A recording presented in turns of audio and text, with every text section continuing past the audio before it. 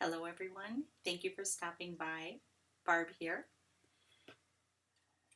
I wanted to try a technique using the watercolor paints that we sell here at Close to My Heart.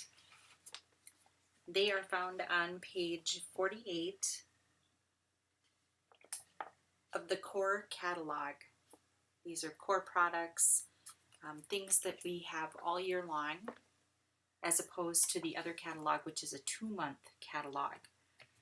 These paints are very vibrant and high quality, and I just love them. And I was able to do a little bit of watercoloring to get this background here. I used the purple.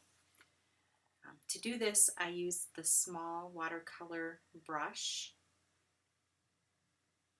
You just fill a little bit of water in the barrel. You unscrew the top, and you fill it full of water, and screw the top back on, and then you take off the cap, and you just squeeze the barrel to get the water flowing, and then you use that to get water to your water paints. In order to do this, I need to put a little paper down to protect my work surface. I just have a stack of some leftover paper that my husband had at his office. They were going to throw it away, and I said, no, bring that home.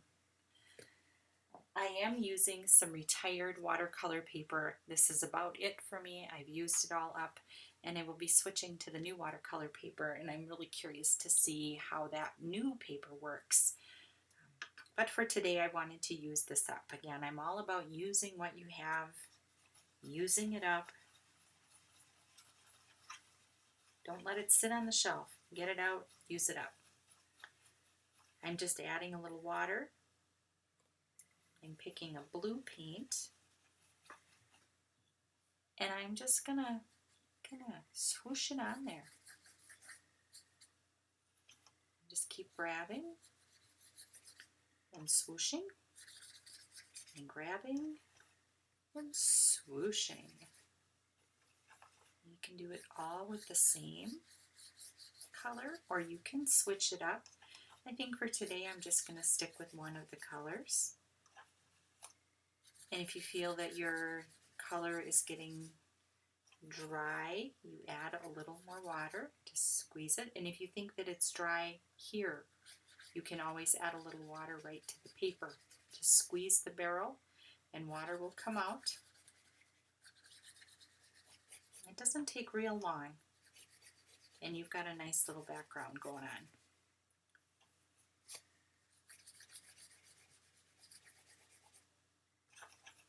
And I love the variation in the color saturation. I think it gives it a really neat texture. And with this kind of a technique, we're not going for all matchy-matchy, perfect. This is a technique where you have to let go. You have to just go with the flow and let the paint move, let the water move, let it just happen. Well, that's pretty saturated. If you want, you can add a little here and there. And the next thing I do to clean this out, to get that out, you just rub it, squeeze the water, rub until it's running clear, and then it's just fine. You can use it on another color. It doesn't contaminate colors at all. The next thing I like to do, I take a little piece of paper towel, fold it over my finger, and just start dabbing a little bit, and it helps to absorb some excess water off of this, and I think it gives a really neat little texture.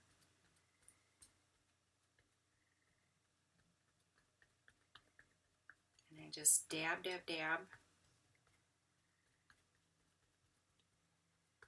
And after you're done with this, if you think you need to add a little more color, you can. It's okay because this is a watercolor paper.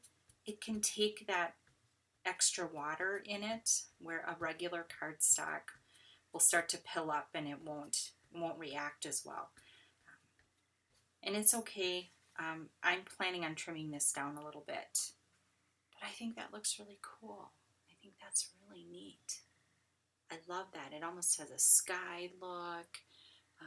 It's just really, really different. And no two pieces are going to be the same. This has to get set to the side to dry. After setting these panels aside to dry, I dismounted this one on a piece of black cardstock. I did trim it down to a 5 1/4 by 5 1/4, and then this is 5 1/2 by 5 1/2, and I will put it onto a 6 by 6 card base. This is just a piece of our White Daisy cardstock. I cut it in half,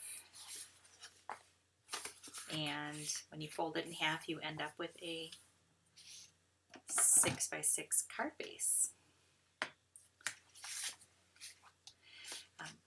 The watercolor paper will get a little warped, so you want to use a good adhesive to get it to straighten out a little bit. That's another reason I add that extra layer in there, because it gives it a chance to help straighten out the warpiness of the watercolor paper.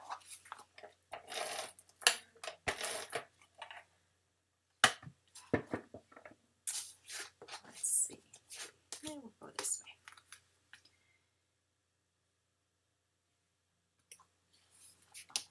Let me get that down.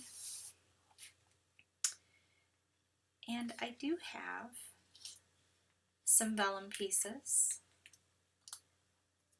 This is a retired stamp set that I used, and then a retired butterfly set that I used. Use up your stuff, use what you have. Otherwise, there's always new goodies in our catalog.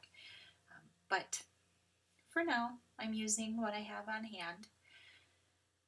The first thing I want to do, though, before I adhere anything to this, I want to give this a little bit of sparkle. The watercolor paper and the watercolor paints will leave this feeling a little chalky. It's a different texture, but it's also a little on the flat side. There's not a lot of shimmer going on there. So what I like to do is take our shimmer brush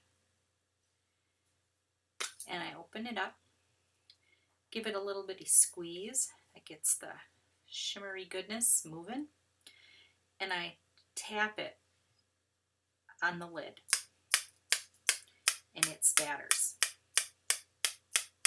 And you can do as little or as much as you like. That's a nice amount. Then I'm going to take my vellum piece and I'm just going to put a little bit of adhesive in the middle.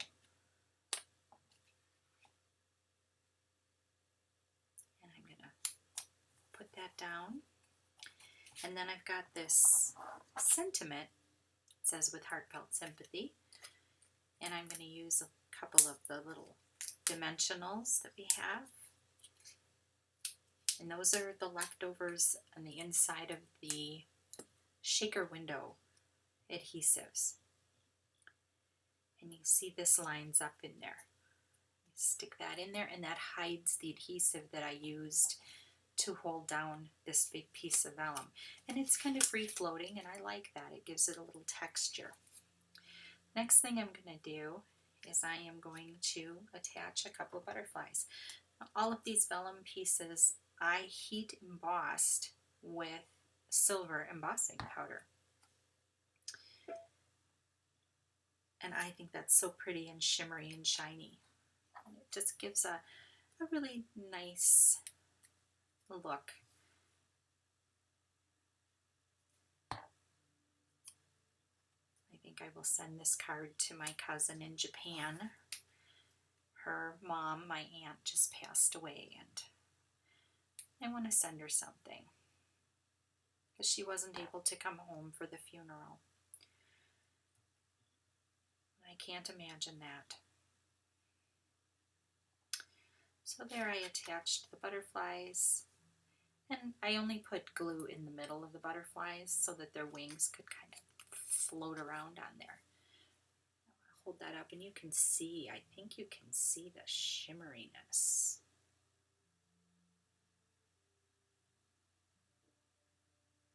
Get some light on there and you can see all that shimmer from the shimmer brush. It's spritzed all over. I think that's really pretty. I also have this multicolor piece that I had showed before, and for this one I thought it might be nice to use the gold. So again, give it a little bit of a squeeze and tap, tap right on that lid.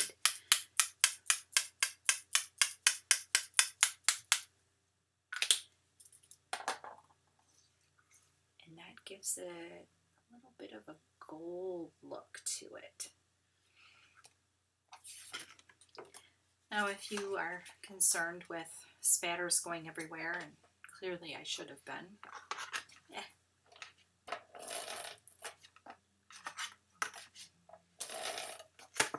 you just wipe it up.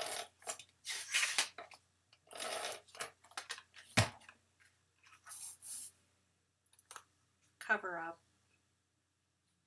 You can put a piece of paper over the top of things you don't want covered in shimmer brush.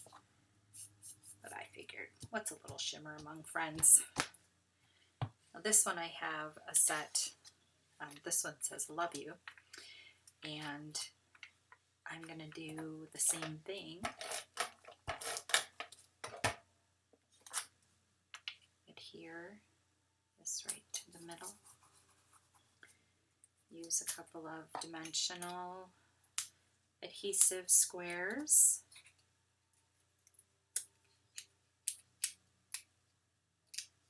And this will, again, cover up the adhesive that I used to hold down the vellum.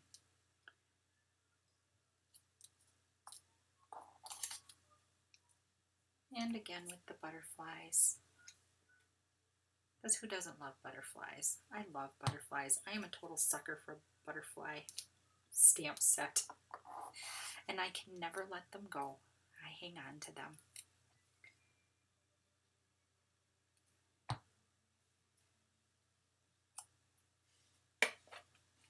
And one more little butterfly. And this one I embossed with gold.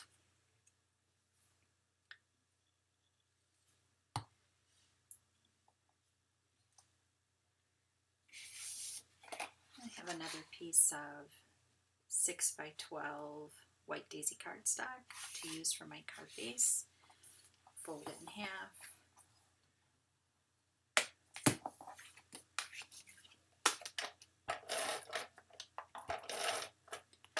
And I am putting adhesive all the way around the perimeter to help hold it down so that the warping is minimized.